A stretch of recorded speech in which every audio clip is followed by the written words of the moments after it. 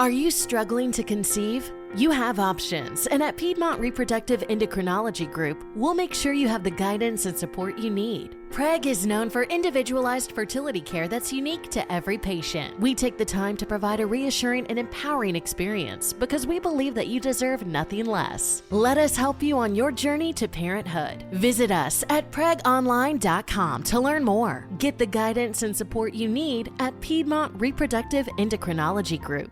Looking for a fun way to win 25 times your money this football and basketball season? Test your skills on Prize Picks, the most exciting way to play daily fantasy sports. Just select 2 or more players, pick more or less on their projection for a wide variety of stats, and place your entry. It's as easy as that. If you have the skills, you can turn $10 into $250 with just a few taps. Easy gameplay, quick withdrawals, and injury insurance on your picks are what make Prize Picks the #1 daily fantasy sports app. Ready to test your skills? Join the Prize Picks community of more than 7 million players who have already signed up. Right now, Prize Picks will match your first deposit up to $100. Just visit prizepicks.com/play100 and use code play100. That's code play100 at prizepicks.com/play100 for a first deposit match up to $100. Prize Picks, daily fantasy sports made easy.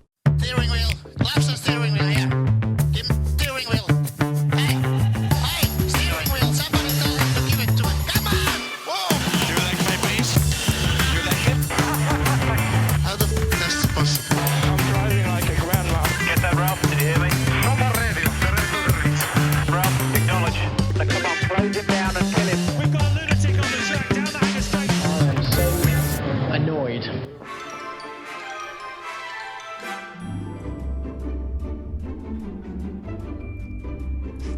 Hello and welcome back to the Parc Fermé for podcast number 727.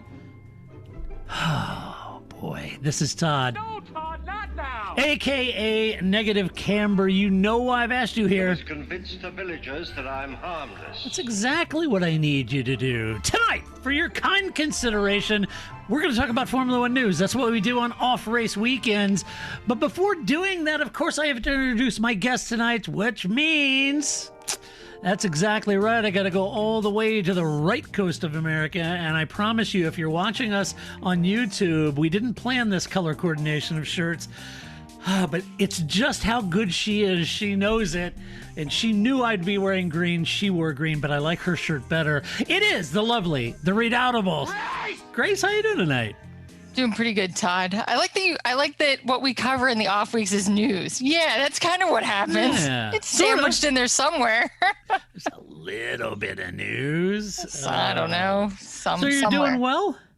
Yeah. Good. So I did, because I would be remiss if we did not get this somewhere into this story and we move to the end. Yeah. All right. So it is food related, so that's fine. Good. So last week, right, we were talking about the mysterious British condiment that Lando Norris was all excited about. Salad cream, right? So yeah, so shout out, first of all, to Dave for letting me know that it was salad cream that was this mysterious condiment. So then I wondered, Wegmans has an international food aisle. Oh. And they do, in fact, carry salad cream. Looky there. I haven't tried it yet. Ooh.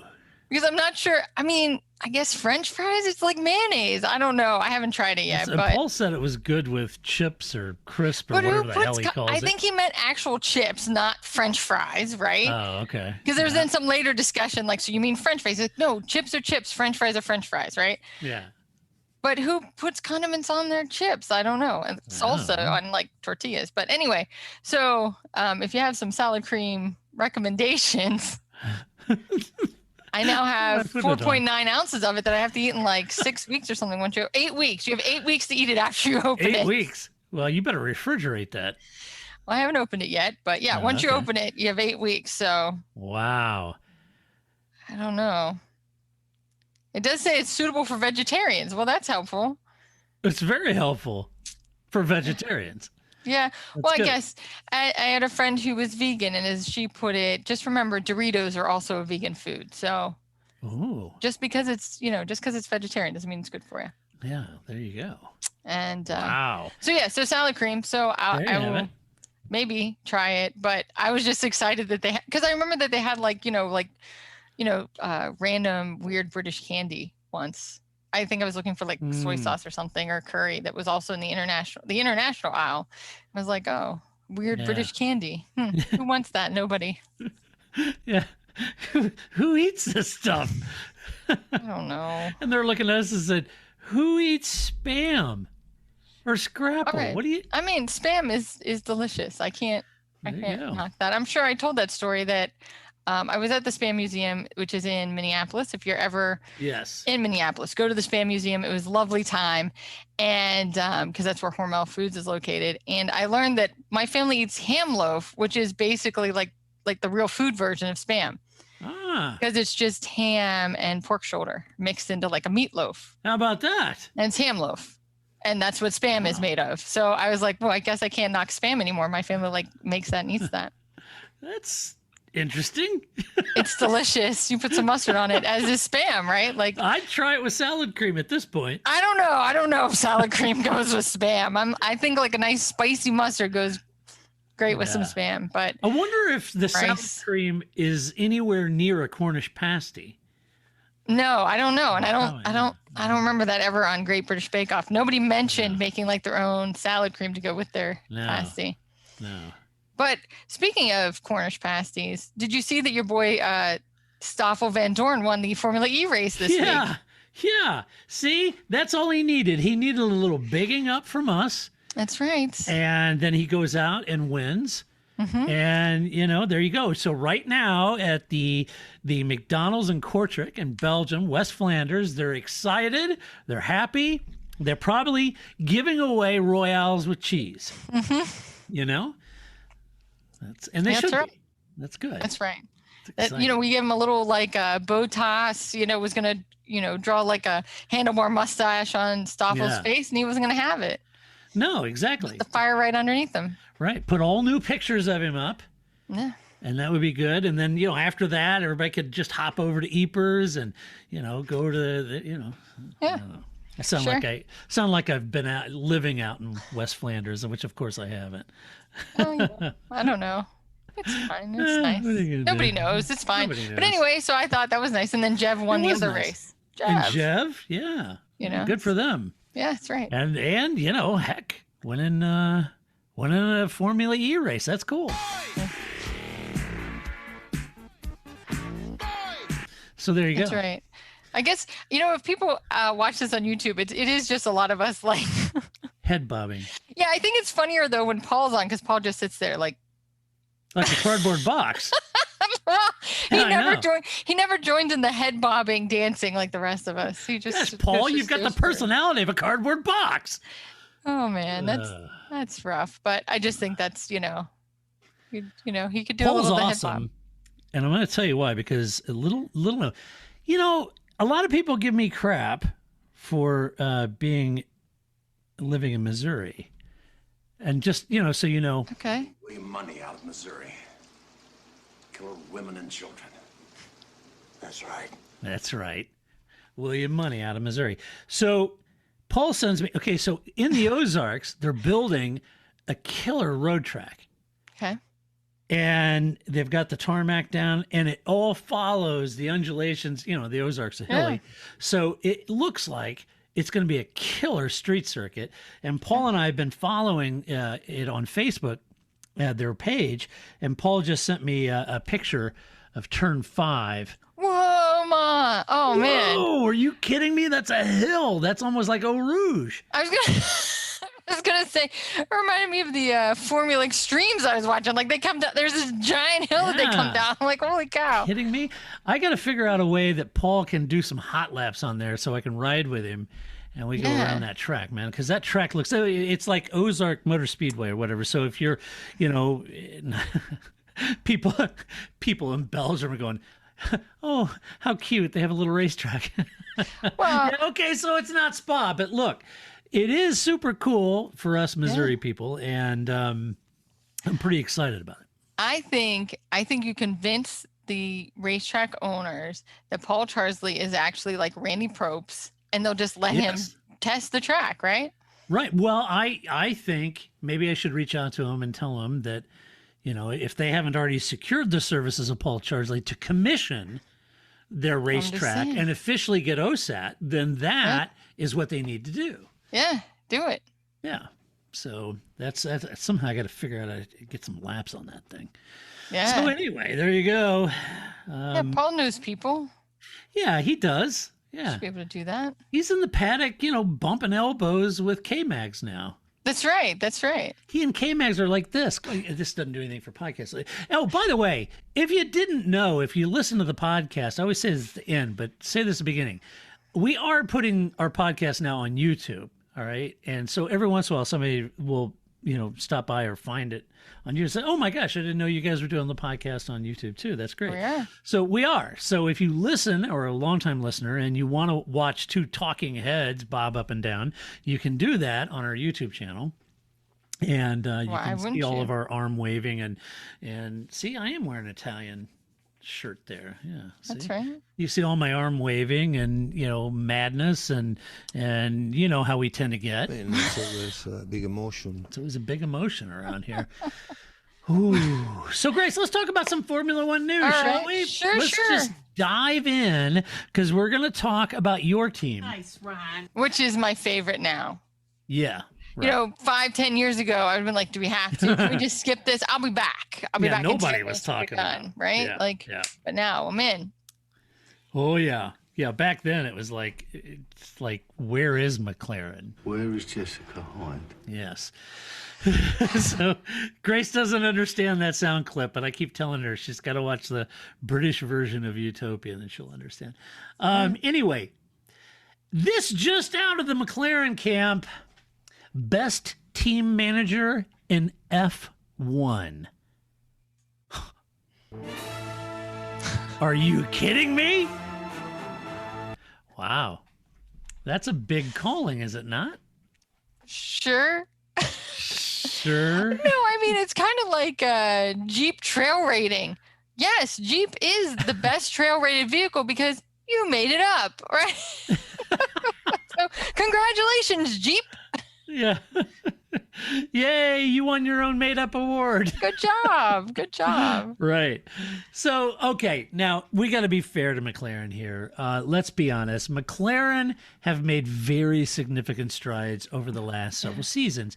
And if you consider that they had a $100 million fine over Spygate, which started their downward spiral. And for those of you new to the sport, Spygate is when McLaren stole all 60,000 pages of the Ferrari technical manual. And it was like 40. Let's not get so crazy and dramatic over there, Ferrari. Right. So that started the teams. Ultimately, you can connect dots from McLaren's downfall all the way to that point. And that goes back several years, but that was when it started the downward spiral. Then they went through a boardroom owner war that saw the ousting of aforementioned Ron Dennis, Nice, Ron. the longtime owner of McLaren. You had a meltdown with Honda, loss of their star driver in Fernando Alonso, a brief affair with Renault, layoffs, financial struggles that saw them sell off assets to gain cash, a new CEO, and a new Mercedes lump now bolted to the back of a chassis that was designed for Renault. I mean, you have to admit they've faced some very challenging times over the last several years. And that's just naming a few. Yeah. There's no telling what kind of challenges they might be facing with that, lake. They may not, they may need to dredge it. Who knows? Don't dredge the lake. Nobody wants to know. The circle people in the circle building, working with the rectangle building. The communication breakdowns they're suffering. There's no telling. It could be crazy over there. So they've gone all through that, but the CEO, Zach Brown, believes much of their recent return to form amidst all of the financial difficulties is down to hiring Andreas Seidel. Now, that's quite an endorsement. They hired him back in 2019. Yeah. Hat tip, Autosport for the quote. CEO Zach Brown said, Quote, I think the structure we have at McLaren works extremely well for us. Andreas and I have an outstanding working relationship. I think it's extremely clear what my role is, what Andreas's role is, and it's very clear to the team too. My job as CEO of McLaren Racing is to field the most competitive, financially sustainable racing team, not only in F1, but anything else we may venture into, like IndyCar, etc. I think my job is to get the best people in the business, and I think we've done that. I think Andreas is the best team principal in the pit lane, in my humble opinion, and to allow him the space. I don't know how to run an F1 team. It's not my competency. That's what Andreas is awesome at. So my job is to give him the freedom, the support, and the financial resources to allow him to do his thing. So Andreas has full authority to run the F1 team as he sees fit, end quote. Yeah, and considering he spent a year and a half now with just fogged up glasses, he's doing a great job. How can he even see the team with all the fogged up glasses he's got on due to the mask? Yeah, right. Exactly. Anyway, yes, because that was when I would wear, because I wear glasses, but mostly I have contacts in, but until you get it to the place where it doesn't fog up, but you can still see, that it's a very fine position those glasses can be in. I know. I have reading glasses on. You put that mask up there, they start fogging up. I'm like, bottom. And then you got to pull it down a little bit, but then it's going to go to the tip of my nose. Oh no! Right. So it's a whole thing. But yeah, so I'm sure I told this joke already, right? Like during their car launch, I really wanted him to say that when they were like, Andreas, what do you think of the car? I don't know. I haven't seen anything in a year and a half. Right. I haven't seen it. I don't know. It looks great. I think that's Lando over there, right? I don't know. But yeah, I mean, absolutely. I think for as much as I made fun of this story, but I think that having a CEO that's the opposite of Ron Dennis, I think this is going to roll into the later story. I think it's our next story as well. There'll be themes of a similar story about how you run a team. I think that McLaren, and I think with Zach Brown, has really rolled into success in the way that he supports the team. He supports people to do what they need to do. I mean, I guess I say it a lot, but we like to think about Formula One and any sports really as different. Yeah. Because to us, it's like a dream, but to them, this is their job. And so don't you prefer a job where you your boss supports you in meetings, or you can ask them questions. They're like, that's a good idea, Grace. Why don't you draw it up, the proposal, and we'll talk about it. That's what you want, supportive management. And I think that McLaren finally has that. I think they have the ability to support the different members of the team and the drivers, which is always what is most visible. But I think that Zach Brown, it comes all the way down from Zach Brown. I think that's just the way he runs the team, and it's in complete opposite to the way Ron Dennis runs the team. And I think Adrian Seidel is absolutely the guy that kind of is like, all right, he knows how to take Zach's big picture, which is kind of how he took his quote. That's not what I do, right? I give you this big vision, right, and then you're the guy that comes in and does, this one piece or this part, and you learn how to put the right people in there. So I think absolutely. I think they're a combination. Zach's role as the CTO is just managing resources, removing roadblocks, and allowing, like he said, giving them the space to do what it is he does. And we've seen this F1 team management structure change over the recent years with more of a matrix approach to management, consolidating the responsibilities among multiple senior people instead of the old school approach of having one team boss responsible for, kind of like the Ken Tyrrell days or even the Frank Williams days, where you have one team boss and he kind of manages all of it. And now we're starting to see these different types of senior roles where those responsibilities are now well within that sort of channel. Like if it's chassis people and it's aero people and engine people, and we're starting to see Formula One structure, and it only makes sense because there's just a lot more money involved with these teams, and to operate at a level that competes with Mercedes, you'll have to raise your structure, your management structure, and your resources, and it's a real business. It's not a couple dudes in the garage building a car anymore, right? Right. To those ends, clarity over which roles reside and which senior managers' to-do list is important. And in the case of McLaren, it seems to be working out really well. Quote, I think it's very important and crucial to the success of an F1 team to have clear responsibilities and also clear accountabilities. I'm very happy with how we have defined responsibilities with McLaren Racing, and I'm very happy with Zach being the CEO of McLaren Racing and being my boss also. He gives me, in the end, the freedom and the support I need in order to bring my style and my experience and my way of how I want to set up F1 team and lead it. And that's simply great. We are aligned on a lot of topics in terms of how we see the steps we have to make within the team. I think we can also see in the last 3 years that we already could make some good steps, but we also know that we're far away from where we want to be in a few years' time, end quote. And that was obviously from Andres himself. So speaking to what you're saying, Grace, it's about giving him that freedom and those, the resources to do that. Now, if you juxtapose that with like when Ron was there and Martin Whitmarsh, it was always like Martin was the guy that was going to do that, but it was always like he had the reins constantly, pulled back and the bit between his teeth.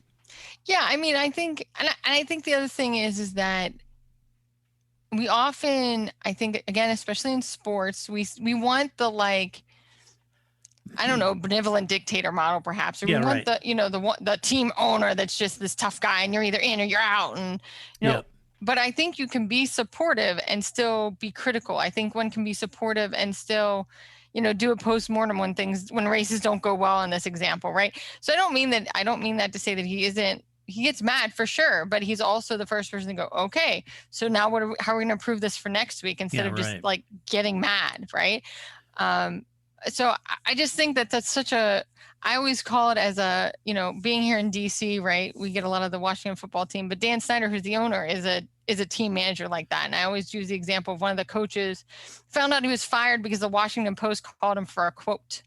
That's not how you want to find out that you lost your job, right? That's not very supportive. And I think that Zach Brown is the opposite of that.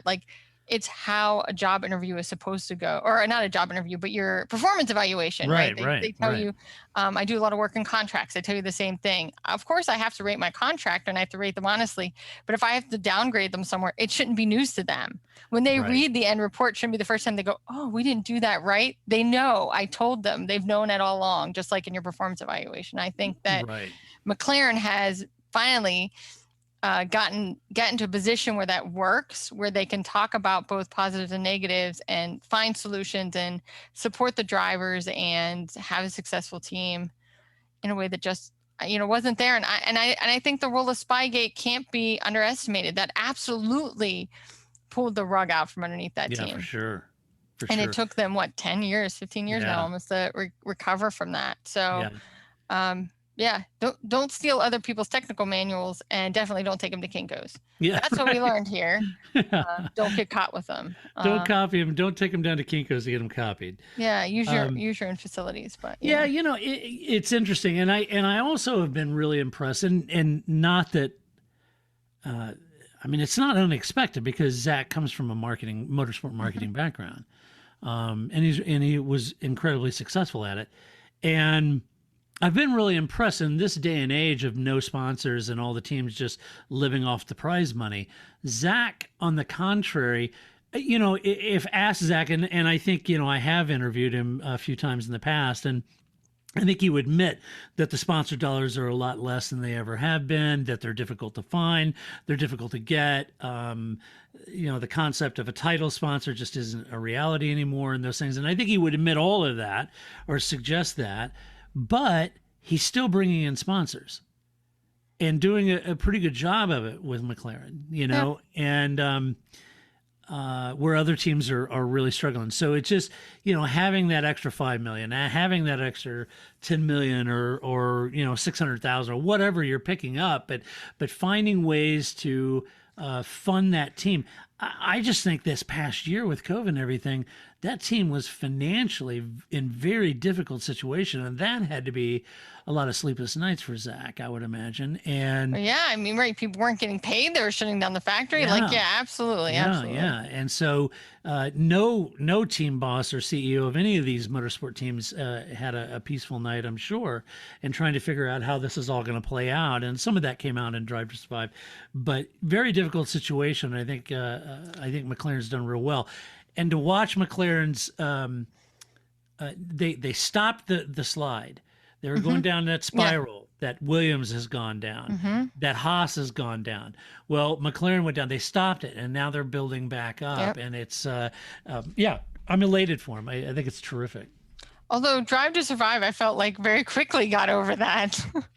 Yeah, they kind of jumped right over that because there wasn't a lot to talk about. Yeah, I know, and I get that, right? Like they don't want to dwell on this too much, but it was just like, oh my God, we're in Australia. Oh my God, COVID. Oh my God, McLaren has COVID.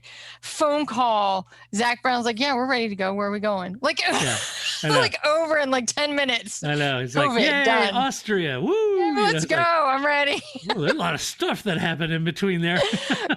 Sure was. But they just kind of like, we mentioned it and we moved on, you know? Yeah, right? We mentioned COVID and we're ready to go. Yeah, okay. Yeah, right. I mentioned the bisque. We just yada over the rest of it. So right. Fine. So anyway, I thought that was interesting. I think so too. I think that's good. I like this. I like where the team is going. And it's not just because they're my team. I think that this is what we hope would happen to Williams or to, Williams mostly. I was going to say or any other back marker, but no, I really just wish it for Williams. So right. Let's see. In other big news, James Allison out as technical director. And that was my headline, which I got accused of being clickbaity.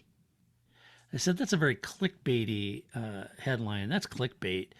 Because he's out but went somewhere. Like he didn't Yeah, right. It's not like Patty Lowe. He didn't get drugged down the pit lane by his ear by Ron. Right. I know that's not what happened to Patty Lowe, but he didn't get drugged down pit lane by his ear, right? Yeah, right. And he got a new position within the team. Yeah, a few people who are taking time out of their hectic day to remind me that a chief technical officer is a higher position, et cetera, et cetera, et cetera. And this is a clickbait headline, and he's Okay, so let's just take a step back, and I'll explain the reason I said Allison is out.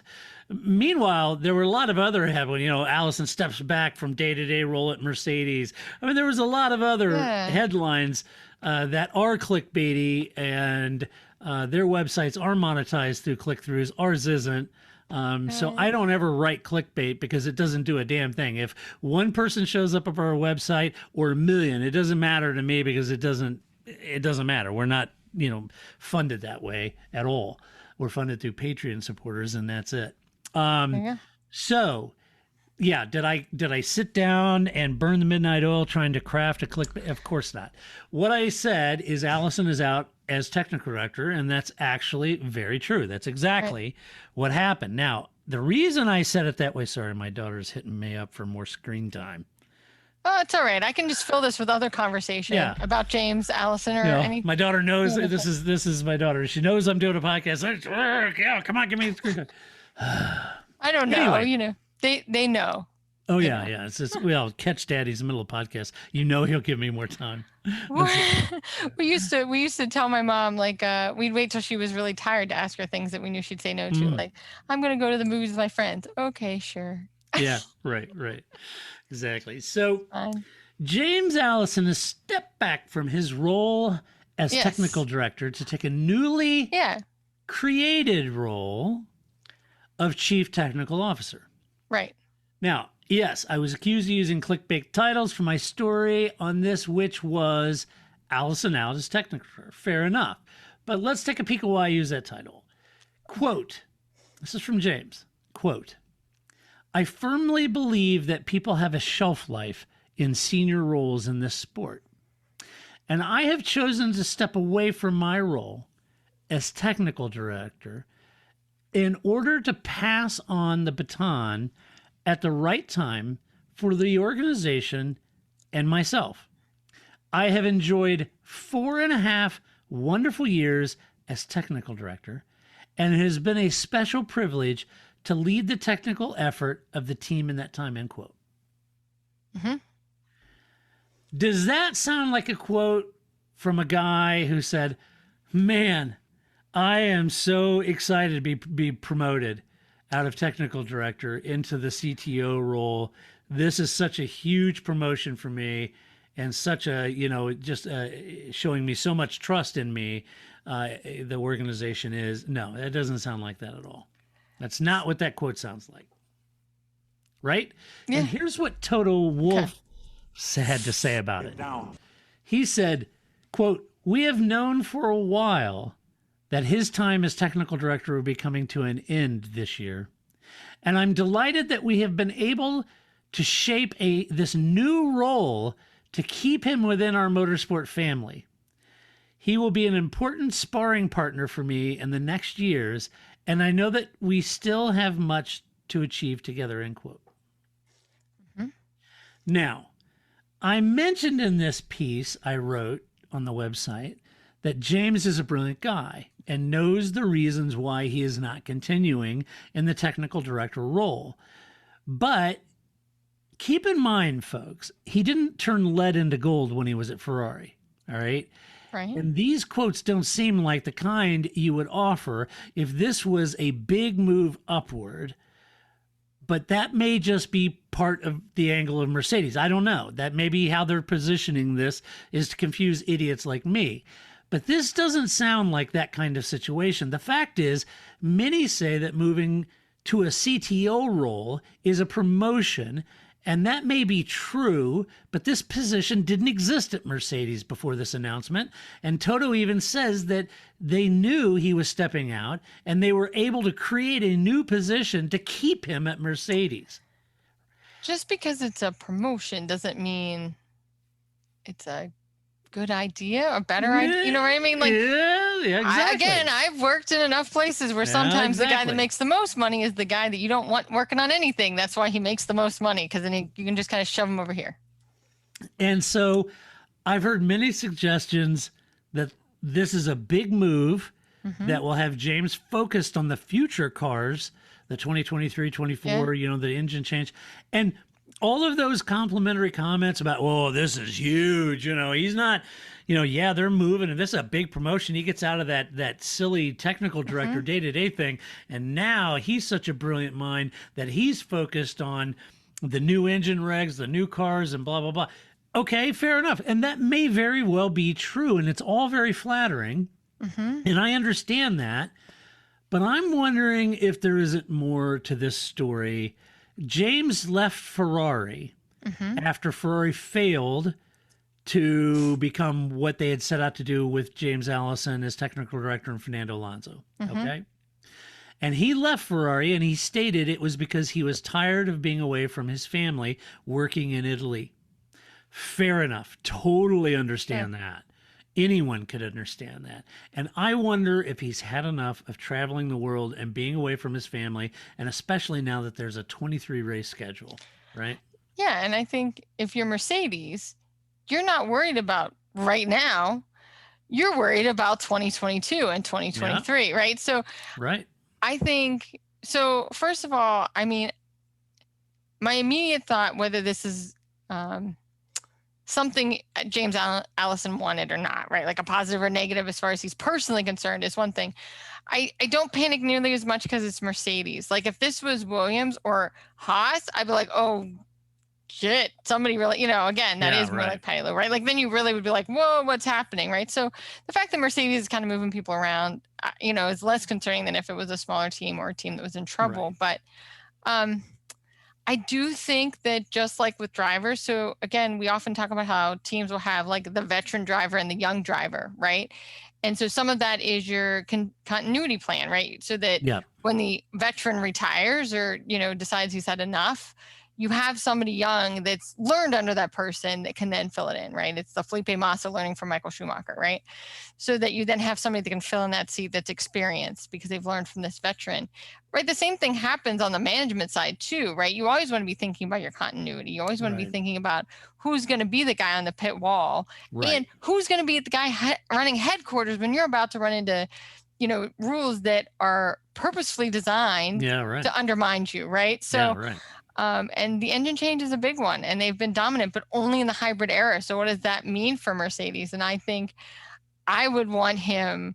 Looking for a fun way to win 25 times your money this football and basketball season? Test your skills on Prize Picks, the most exciting way to play daily fantasy sports. Just select 2 or more players, pick more or less on their projection for a wide variety of stats, and place your entry. It's as easy as that. If you have the skills, you can turn $10 into $250 with just a few taps. Easy gameplay, quick withdrawals, and injury insurance on your picks are what make Prize Picks the #1 daily fantasy sports app. Ready to test your skills? Join the Prize Picks community of more than 7 million players who have already signed up. Right now, Prize Picks will match your first deposit up to $100. Just visit prizepicks.com/play100 and use code play100. That's code play100 at prizepicks.com/play100 for a first deposit match up to $100. Prize Picks, daily fantasy sports made easy.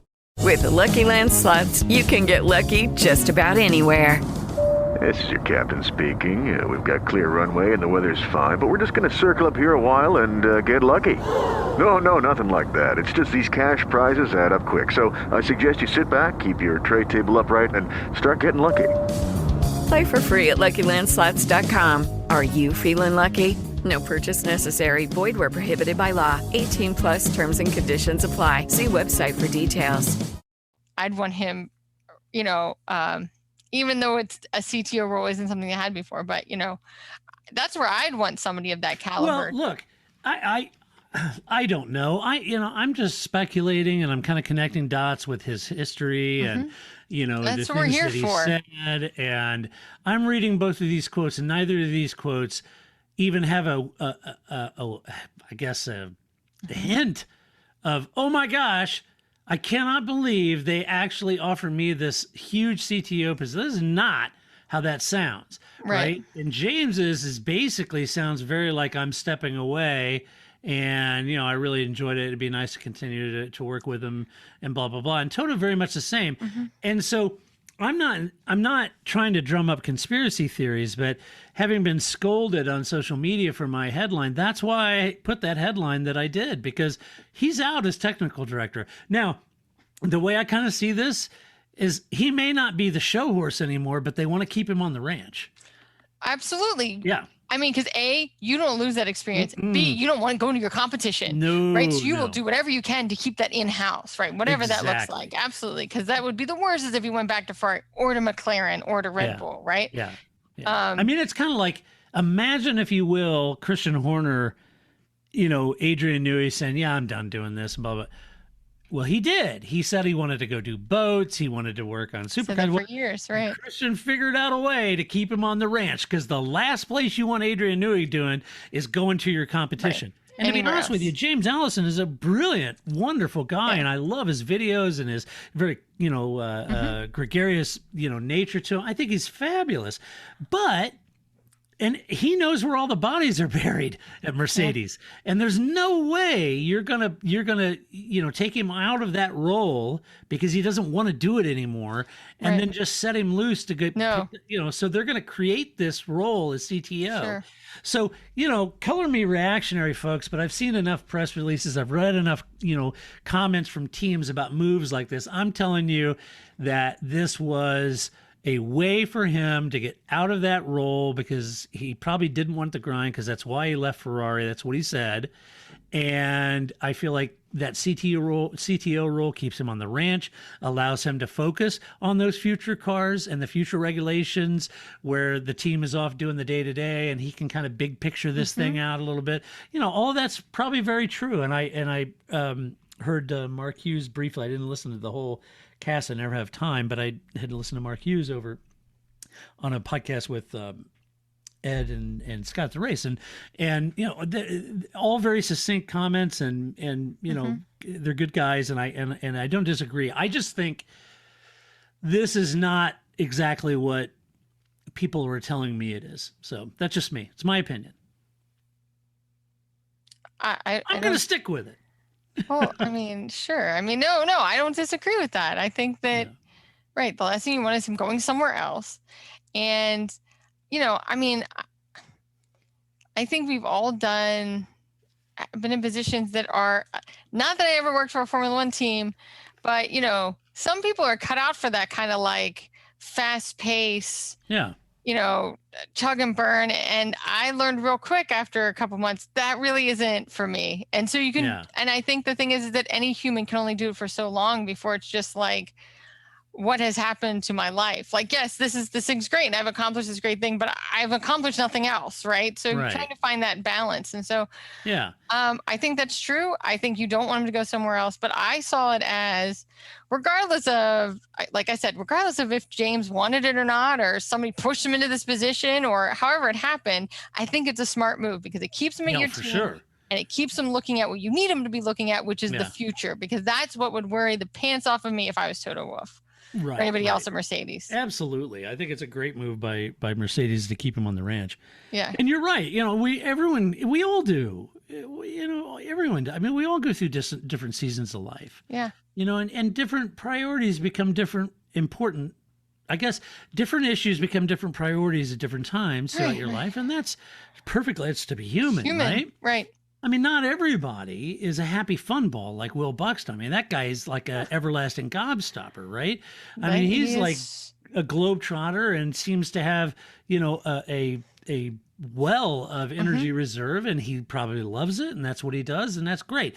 James Allison may have family, may have, you know, just the grind of traveling and flying around the world. He just wants to sleep in his own bed. Yeah, like, is that so wrong? You know, right? Like, is that terrible? No, you know, like, you know. So who knows? But anyway, that's my take on it. And technically, yes, he is out as technical director. So there you have it. And that is out of the day-to-day grind, right? That's out. Next up in the news. Oh boy, breaking news. That's right. The Hulk is at Aston Martin. That's right. Nico Hülkenberg has joined the Aston Martin team as the reserve driver. Now, on the surface, locking down a reserve driver like Nico makes sense. And the team will rely heavily on his sim work and car development skills. By the way, those same skills they said that they were getting from Vettel, by the way. Hat tip BBC. Nico said, quote, "It's great to get this deal signed up with plenty of notice. Last year, I didn't have as quite like as 4 days or something like that. Yeah, 48 hours. He goes, I didn't have quite as much time to prepare for jumping in the car. I'm really pleased to once again work with this team with whom I have driven many times during my career. It will also be interesting to help develop the team through the season, and I'm really looking forward to pulling great lap times out of my arm sleeve." Mm-hmm. So, remember everything we were just talking about with McLaren? Yeah.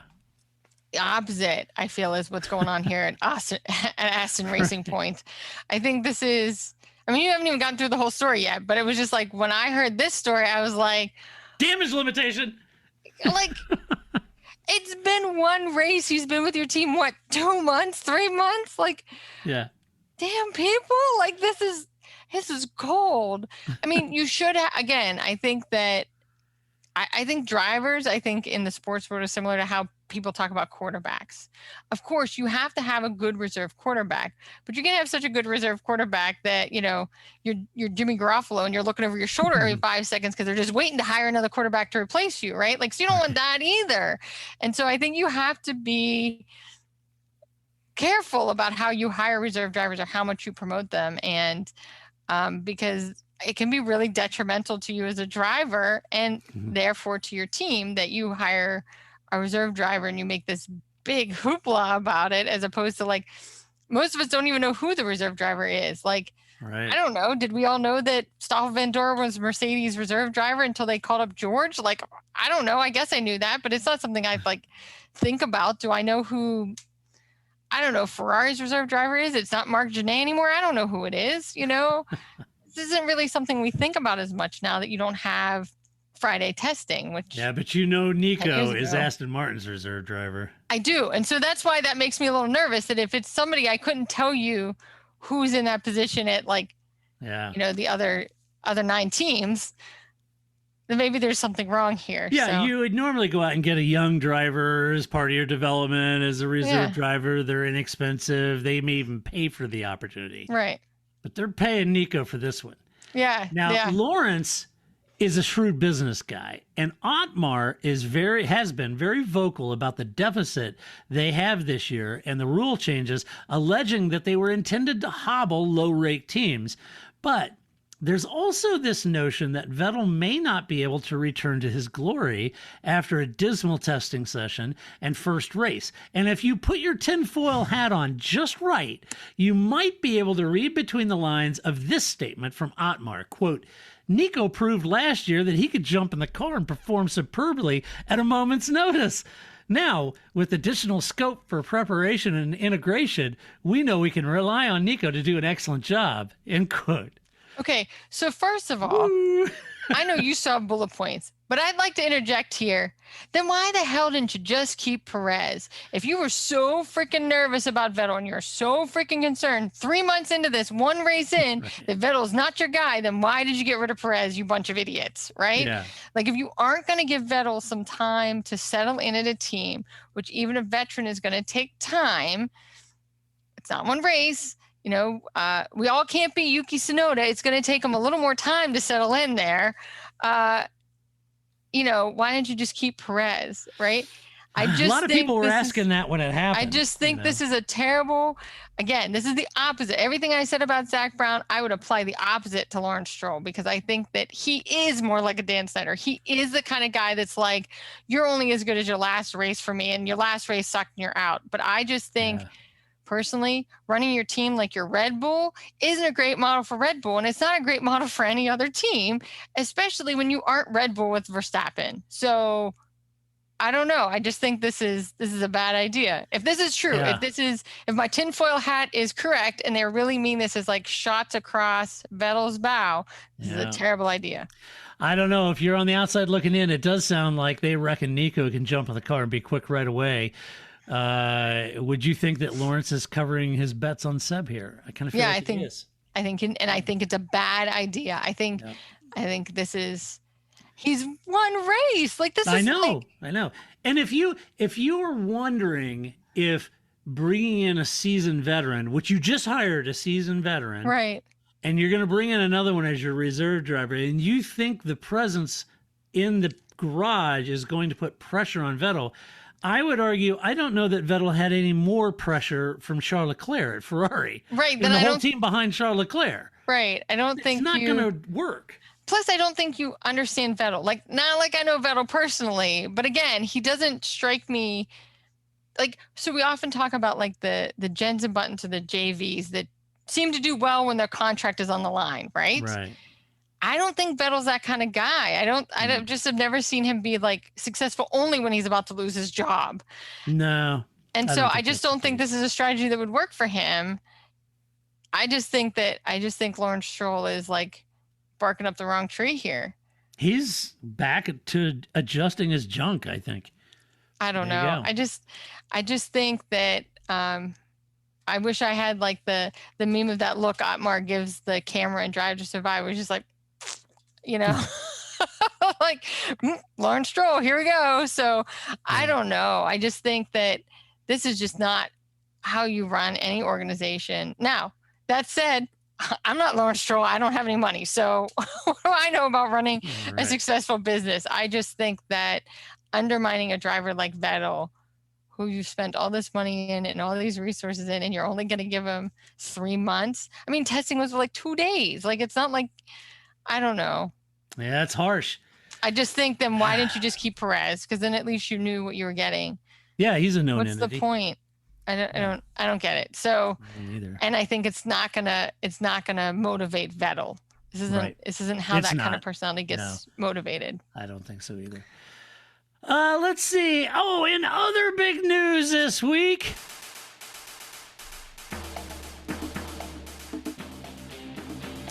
Yeah, I know. It's the Miami Grand Prix. Yes, they're going to vote on it again. So a year ago, a local group of activists filed a racial discrimination lawsuit against the proposed F1 race around the Miami Dolphins Stadium in Miami Gardens, the city of Miami Gardens, and that put the brakes on the entire process. It now seems that the city council is headed to another vote this week, sponsored by Mayor Rodney Harris. Now, the interesting part is that Rodney Harris last year was just a councilman. He wasn't the mayor. He was a councilman last year, and he voted against the race. This year, he is sponsoring this vote and supporting it. The plot thickens. I wonder why that could be. Well, we'll get to that. So this year, the race is a little different. Last year, they were saying, "Hey, we're going to do this. We're going to have a purpose-built track around the Hard Rock Stadium, Caesar's Palace. I mean, yeah, or whatever, Stadium. and so we're going to do that, and that was basically it. And then these activist groups in Miami Gardens were very much against the race. And so this year, they've come and repackaged this race in a different sort of wrapping. And this year, it's being promoted as defined opportunities for local residents and locally owned business to participate in the event and promote the city as the first majority African-American city to host a Formula One race of the 23 cities around the world. They are also going to pay the city $5 million and create the F1 in schools programs for local children in schools. And I don't know, there was something about this when I read it. And this is coming off of the heels of the outrage over the Saudi Arabia. And I was reading this and I thought, I am curious about how all of this will be received by everyone involved, from the residents of Miami Gardens to Formula One to fans to spot. I'm just very intrigued on how it will play out, I guess, with the vote and everything else. Because after a year of Formula One's and racism and their pre-race moment and recognition that Lewis Hamilton fought hard for, the programs that F1 says is committed to, its diversity and equity program, and those kind of things, it would seem now that they're almost claiming that this race is a part of their We Race as One diversity program in a way. And I'm curious how folks might see this positioning as the race is still being referred to as the Miami Grand Prix. It's not being called the Miami Gardens Grand Prix. It's the Miami Grand Prix. Nobody knows where Miami Gardens is. I know, but they're Hoboken, New Jersey. Woo! Right. But they're using this characteristic of Miami Gardens to really promote this. And I thought, that's interesting, too, because I'm not sure. Looking for a fun way to win 25 times your money this football and basketball season? Test your skills on Prize Picks, the most exciting way to play daily fantasy sports. Just select 2 or more players, pick more or less on their projection for a wide variety of stats, and place your entry. It's as easy as that. If you have the skills, you can turn $10 into $250 with just a few taps. Easy gameplay, quick withdrawals, and injury insurance on your picks are what make Prize Picks the #1 daily fantasy sports app. Ready to test your skills? Join the Prize Picks community of more than 7 million players who have already signed up. Right now, Prize Picks will match your first deposit up to $100. Just visit prizepicks.com/play100 and use code PLAY100. That's code PLAY100 at prizepicks.com/play100 for a first deposit match up to $100. Prize Picks, daily fantasy sports made easy. Hello, it is Ryan, and we could all use an extra bright spot in our day, couldn't we? Just to make up for things like sitting in traffic, doing the dishes, counting your steps, all the mundane stuff. That is why I'm such a big fan of Chumba Casino. Chumba Casino has all your favorite social casino-style games that you can play for free anytime, anywhere with daily bonuses. That should brighten your day a little. Actually, a lot. So sign up now at ChumbaCasino.com. That's ChumbaCasino.com. No purchase necessary. VGW Group. Void where prohibited by law. See terms and conditions. 18+.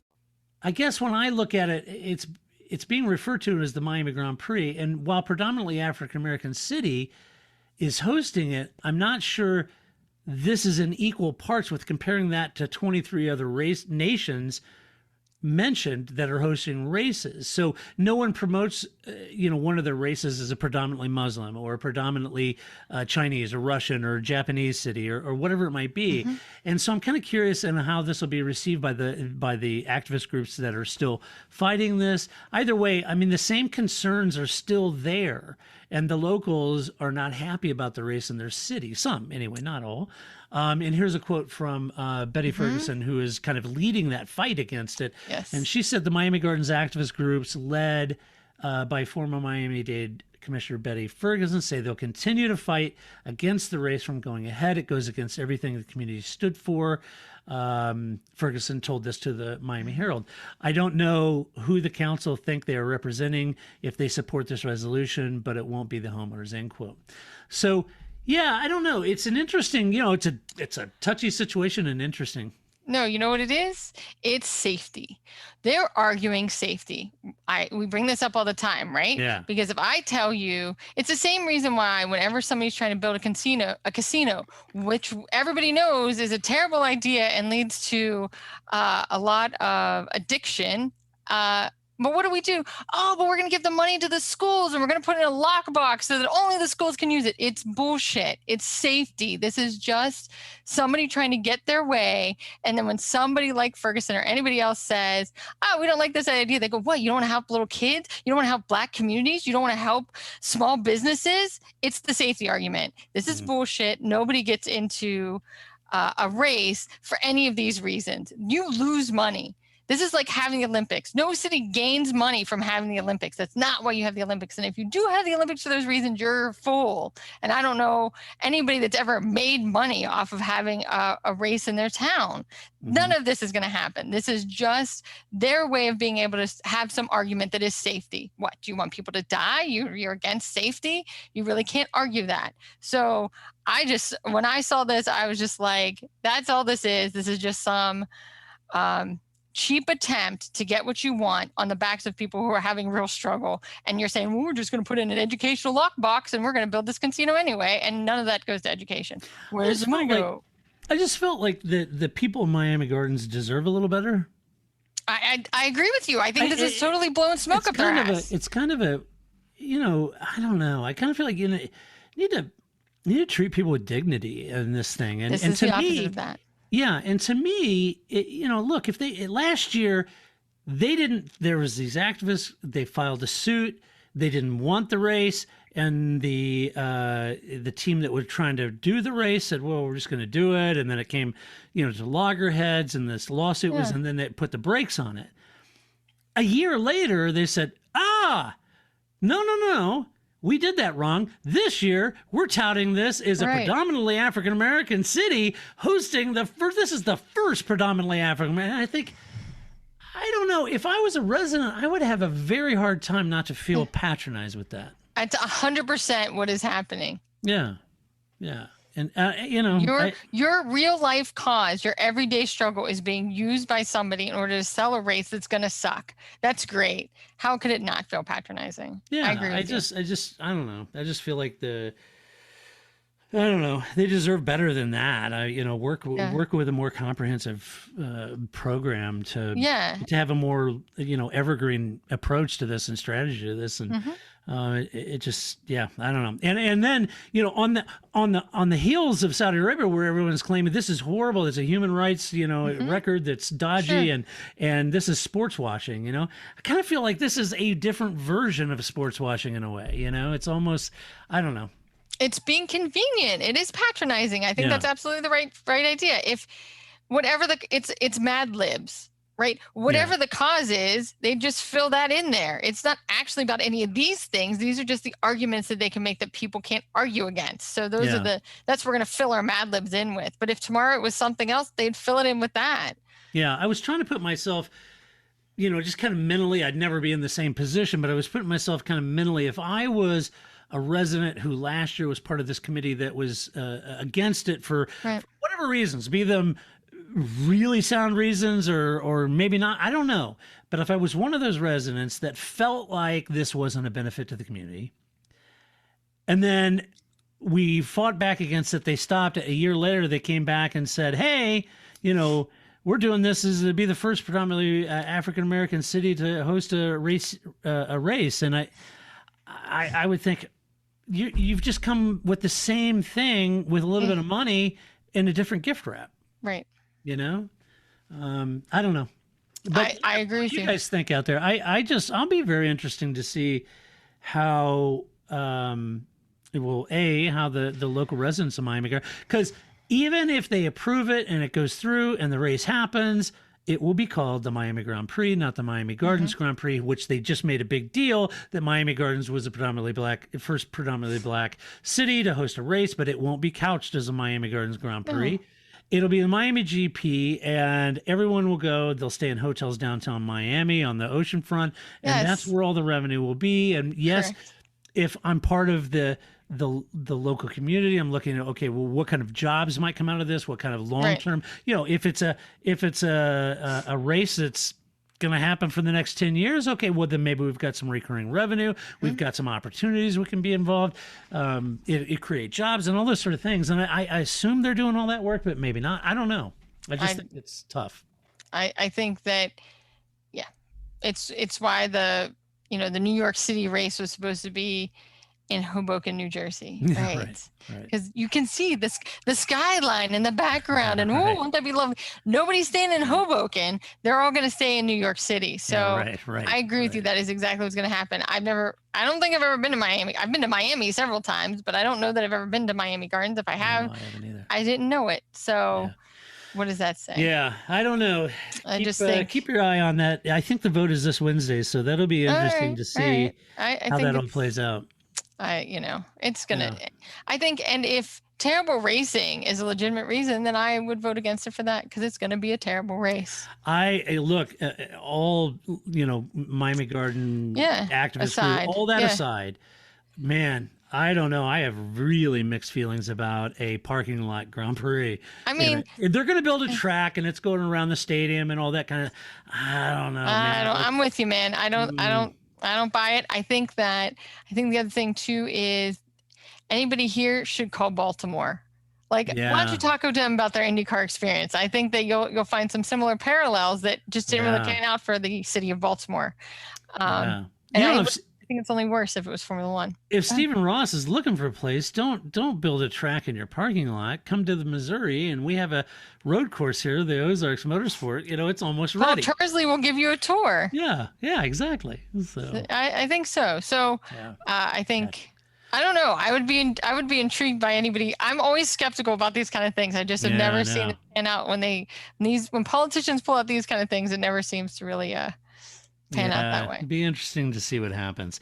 All right. Let's see. What time is it? Hey, it's time for this week's fun/random fact. Oh boy, aren't these exciting? Everybody's like, ugh.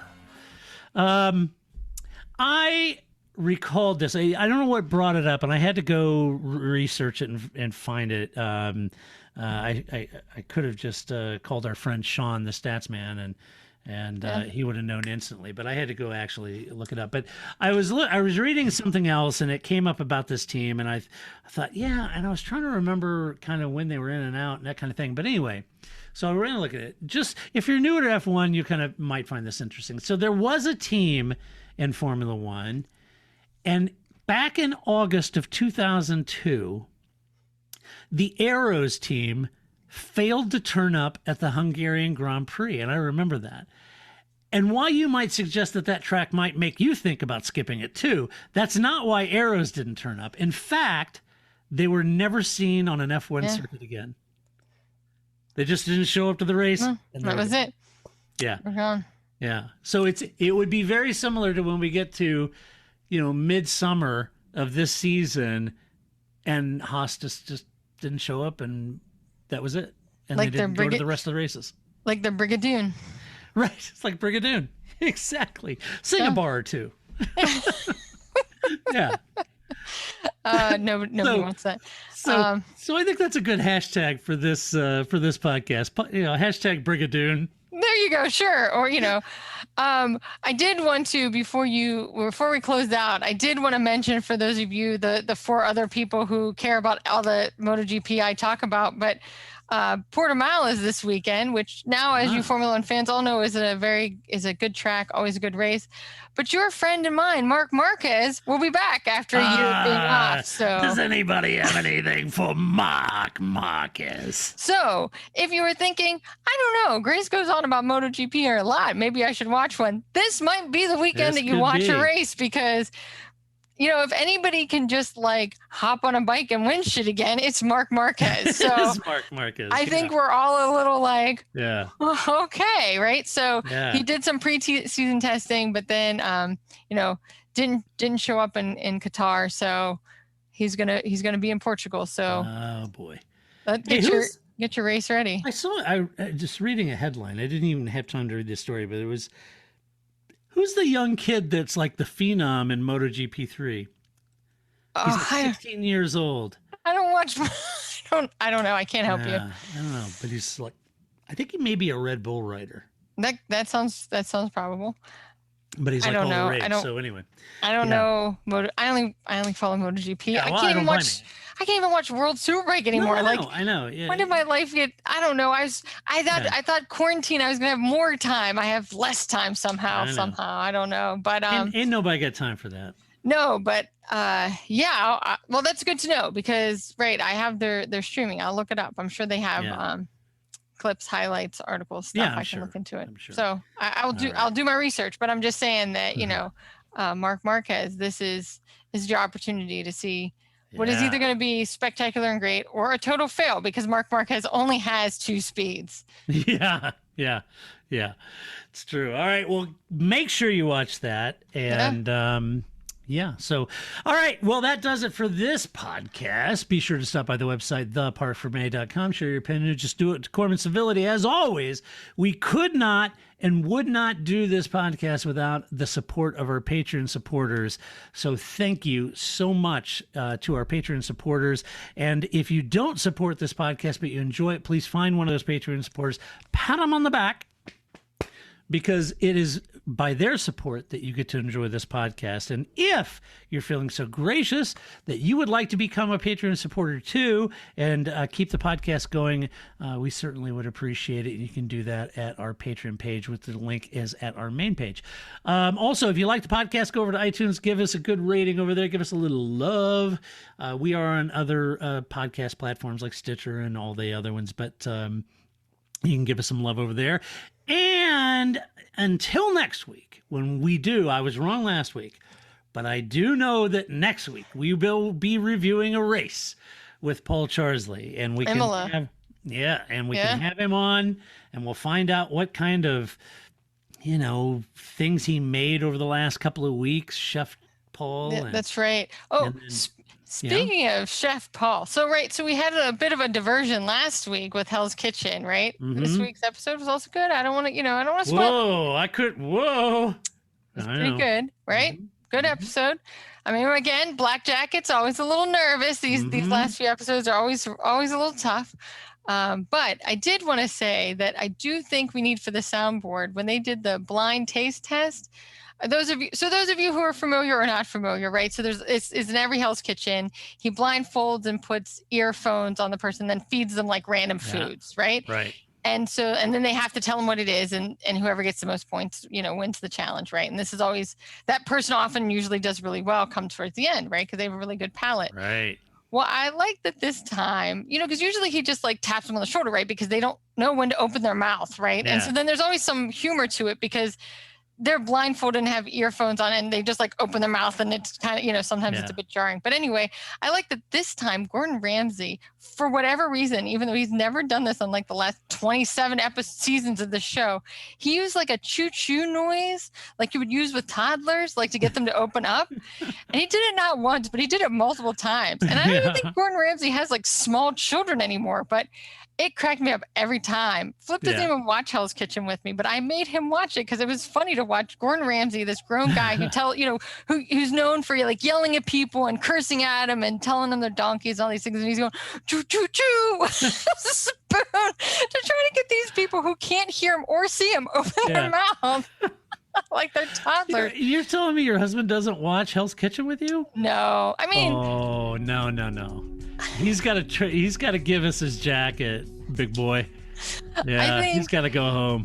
All right. Well, I mean. Oh, look. But somebody who does watch it with me just showed up. Look at that. Nice. Yeah, look at that, Levi. Always making an entrance. Mm-hmm. Yeah, he does that during my, my meetings at work. It's always fun. Yeah. When he just appears. It's all very Paul Charsley of him. Yeah. So I just think that, he's not really into the competition shows like I am. Okay. I mean, he'll kind of watch Project Runway with me, but not really. Oh boy. He just does it because I make him. But the choo-choo noise, I tell you, that was hilarious. Yeah, that was good. And nothing funnier than a grown man who cusses at people for a living, going choo-choo-choo. People are toddlers. Yeah, Gordon on TikTok is hilarious when people stitch him with other people. It's just, he's like, "Oh no, what are you doing, you donut?" This is so good. Yeah, it's so funny. I do enjoy the Gordon Ramsay for sure. So, it's pretty funny. But yeah, we'll see. Right. 3 more episodes. I know, it's crazy. All right. Well, be sure to tune in next week. When we talk about the Grand Prix, we'll find Paul, we'll dust him off, and we'll bring him on the show, and we'll do that. So until that time, this is Todd, a.k.a. Negative Camper, saying so long. Grace? See you next week. That's it, man. It's not what I feel I've got to prove at all. I don't really want to prove anything. I started as an amateur with no idea or no intention of becoming world champion. I was curious to find out what it was like to drive a car fast, to drive on a certain circuit, to drive a certain type of car.